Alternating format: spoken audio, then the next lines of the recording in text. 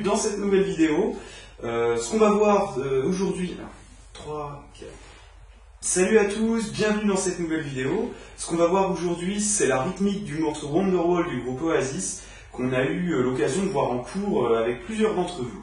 Alors, c'est pas un morceau spécialement difficile, néanmoins il y a quelques petites, on va dire, difficultés rythmiques à la main droite, et puis, on va dire, quelques détails à respecter pour en tirer le meilleur résultat possible.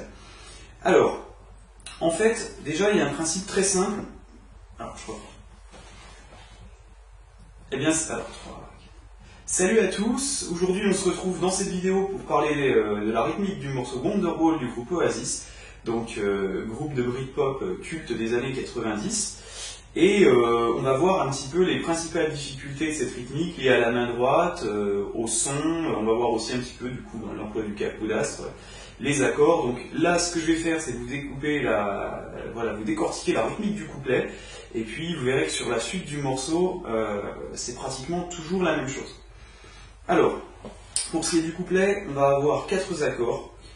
Il va y avoir un point commun entre tous ces accords, c'est qu'on va garder les cases 3 cordes de si et de mi aigu, jouées respectivement par l'annulaire et l'auriculaire sur tous les accords. Voilà. Le capodastre donc sera placé en case 2, ce qui veut dire que quand vous jouez un mi mineur 7 par exemple, il va en réalité sonner comme un fa dièse mineur 7. Et donc il faudra, si vous donnez les accords à un autre instrument qu'un guitariste, il va donc falloir transposer tous les accords d'un temps, voilà, pour ceux qui savent le faire. Sinon, on retrouve des formes d'accords connues, c'est l'utilité du capodastre, pouvoir changer la tonalité d'un morceau sans perdre ces formes d'accords ouverts en fait. Donc voilà. Le premier accord, c'est un mi mineur 7. Alors pour le réaliser, je vais donc avoir mon annulaire case 3, corde de si, et mon auriculaire case 3, corde de mi aigu, et je vais réaliser la même chose qu'un mi mineur normal sur les cordes graves. Donc voilà, cet accord se nomme mi mineur 7. Ensuite, on va passer à un sol majeur. Pour ça, rien de plus simple. Je décolle mon majeur, hop, et je viens de placer case 3, corde de mi grave. Alors j'en profite pour raboter un petit peu et emmener mes doigts vers les frettes. Je rappelle que plus on est placé près des frettes et plus on est en pointe de doigt, plus le son est propre et juste. Voilà. Mi mineur 7, sol majeur. L'accord suivant, ça va être un ré sus 4. Pour le faire, très simple, je vais lever l'index et le majeur, et je vais venir placer mon majeur en case 2 sur la corde de sol. Et donc je vais jouer pour cet accord les cordes de ré, sol, si, mi. Dernier accord à présent, donc un la 7 sus 4, très simple à réaliser. Depuis mon ré sus 4, j'ai juste à rajouter mon index, case 2, corde de ré, et puis à prendre la corde de la à vie en supplément. Voilà donc les 4 accords. Alors, il faudra bien suivre la tablature pour déchiffrer les mouvements de main droite. Moi je vous ai indiqué uniquement les coups remontants pour que la lecture soit simplifiée. Donc les coups remontants sont indiqués par des petits V en fait. Voilà, c'est les coups avec lesquels vous allez devoir jouer vers le haut avec le médiator. La rythmique est assez simple jusqu'à ce qu'on arrive en fait au la 7 sus 4 où là on va avoir un petit mouvement de syncope avec des cordes à vide qu'il va falloir décortiquer séparément avant de l'additionner au reste. Donc sur mon mi mineur 7, je vais donc avoir un coup vers le bas uniquement sur la note grave ou quelques notes graves, ce n'est pas un exercice de précision. Ensuite, je rejoue tout vers le bas. Voilà. Ensuite, je vais avoir un enchaînement d'aller-retour, donc un coup vers le bas, et pendant mon coup vers le haut, je vais relever mon majeur afin de le préparer à passer sur le sol. J'arrive ensuite sur le sol, et là je donne un coup vers le bas, un coup vers le haut, bas sur la note grave, et toutes les notes. L'astuce de relever autant de doigts que nécessaire sur un coup remontant avant un changement d'accord, ça vous pouvez le faire dans toutes vos rythmiques au médiator, c'est un truc que tous les guitaristes font, ça vous permet de sonner mieux, et puis surtout ça donne aussi un petit peu de relief à vos rythmiques. Donc si je rejoue tout ce que j'ai expliqué,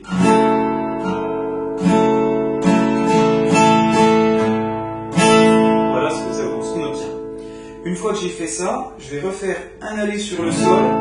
Sur le retour, je vais lever donc les doigts que j'aurai besoin de déplacer pour aller sur mon ré sus 4, qui vont être l'index et le majeur. Je viens sur mon ré sus 4, et là, bas, haut, corde grave, bas. J'ai fait une petite erreur, je l'ai joué sur la corde de la, il faut prendre la corde de ré.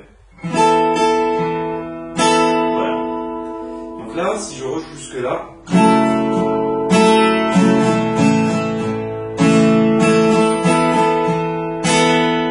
voilà. Alors ce genre de motif, n'hésitez pas à le réécouter plusieurs fois. Et une fois que vous avez, on va dire, les coups de médiator dans le bon sens et puis les bons accords, ne vous fiez presque même plus à la partition. Parfois, c'est plus facile d'attraper un motif à l'oreille plutôt qu'à la lecture. Pourquoi se compliquer la vie quand l'oreille peut faire le travail? Ça, je vous conseille d'essayer de revenir à la partition uniquement si vous êtes vraiment bloqué. Là, par contre, on arrive sur la 7/4 et c'est là que ça va devenir un peu coton parce qu'on va avoir quelques syncopes à jouer à la main droite. Donc plusieurs coups vers le haut d'affilée. Il va y avoir une petite règle pour rester bien en place rythmiquement, c'est qu'entre chaque coup joué vers le haut, vous allez laisser retomber le bras comme un poids mort. De cette manière, la double croche qui ne sera pas jouée mais qui va être contenue dans la note syncopée va quand même être, on va dire, jouée de manière fantôme par le bras, et donc votre bras va rester en rythme et garder la bonne découpe rythmique. Alors, on va commencer par un coup vers le bas, sur laquelle je vais n'avoir que mes deux doigts dans les aigus. Donc mon majeur et mon index majeur seront relevés. Je donne ce coup vers le bas, et en remontant, je viens les poser respectivement donc pour le majeur case 2 corde de ré, enfin pour l'index case 2 corde de ré, pour le majeur case 2 corde de sol. Voilà. Donc j'ai complété mon dernier accord de la 7/4. Deux coups remontants, et vous voyez, je laisse bien retomber le bras entre chaque coup. Ça me permet de vraiment bien rester en place à peu près n'importe quel tempo. Et là, ensuite, on va avoir un enchaînement et il va falloir bien décortiquer ce qui se passe. Je remonte avec le médiator et en même temps, je lève mon majeur. Ensuite, je repose mon majeur et j'effectue un aller-retour. Ensuite, un aller pendant lequel je relève mon majeur et un retour dans lequel je lève mon index. Et ça me renvoie en début. Donc si je vous décortique du La 7/4 au début de la boucle,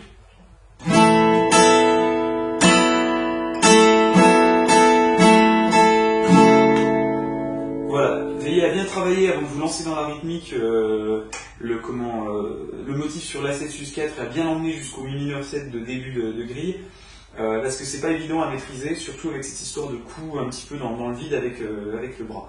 Mais par contre, essayez vraiment d'adopter cette technique. Elle va vous sauver la vie sur beaucoup de rythmiques et c'est un petit peu de mise en place au départ quand on n'a pas l'habitude de jouer comme ça. Par la suite, c'est un gain de temps énorme puisque vous pouvez quasiment jouer une rythmique instantanément, presque uniquement à l'oreille. Voilà. Donc moi j'espère que ce tuto vous aura plu et puis surtout qu'il va bien vous dépanner. Et puis je vous dis donc à bientôt pour des nouvelles vidéos.